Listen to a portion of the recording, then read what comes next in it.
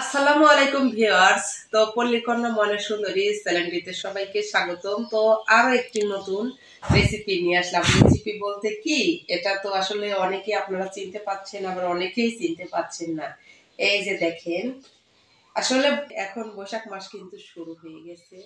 আর এই বৈশাখ মাসে এত পরিমাণে ঝড় হচ্ছে, আর ঝড়ে কিন্তু এই কাঁচা কাঁচা আমগুলো সব কিন্তু পড়ে পড়ে যাচ্ছে।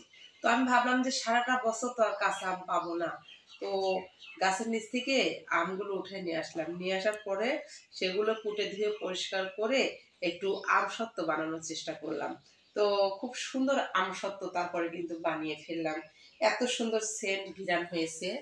এর মধ্যে তো শুকনো মরিচ দেওয়া আছে, কালো জিরা, তারপরে কিছুটা সরিষা দেওয়া আছে, তেল দেওয়া আছে, বিভিন্ন ধরনের মশলা দিয়ে এর সাথে প্রয়োগ করা হয়েছে।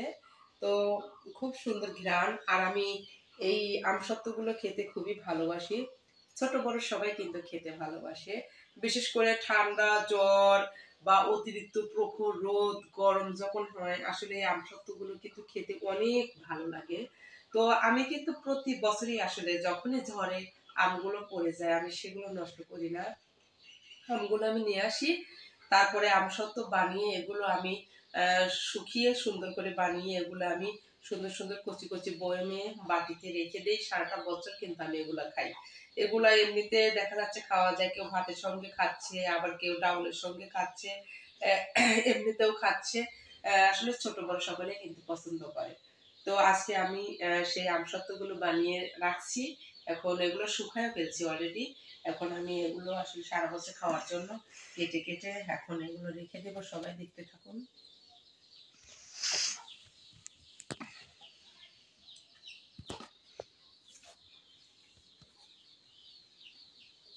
এগুলো এখন এই যে ছোট ছোট টুকরা করে ফেলবো।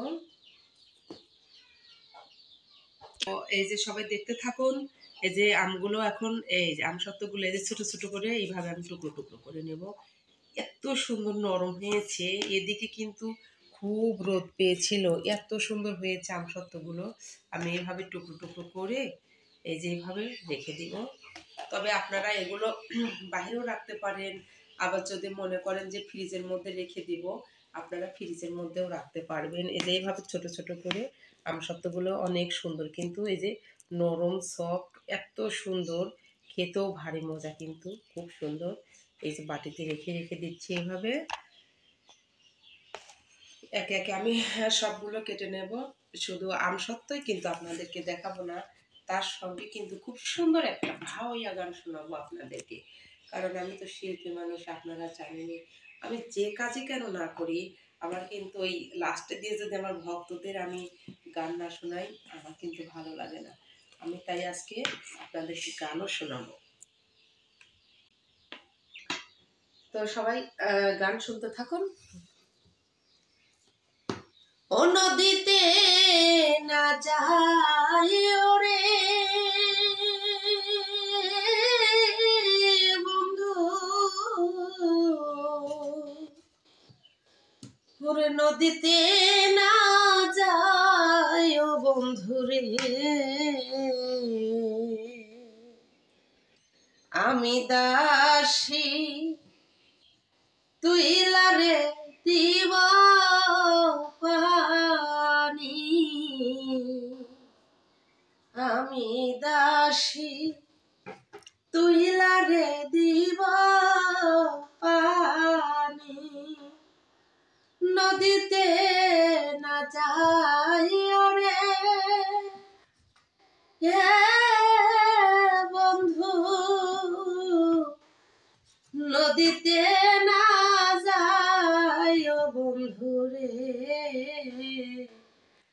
আমি দাসী তুই লারে দিব পানি।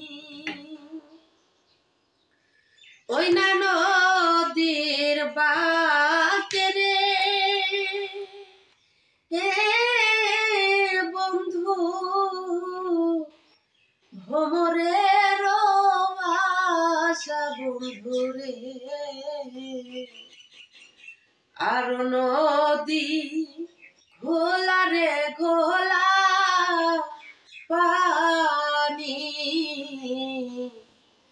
আর নদী ঘোলা রে ঘোলা পানি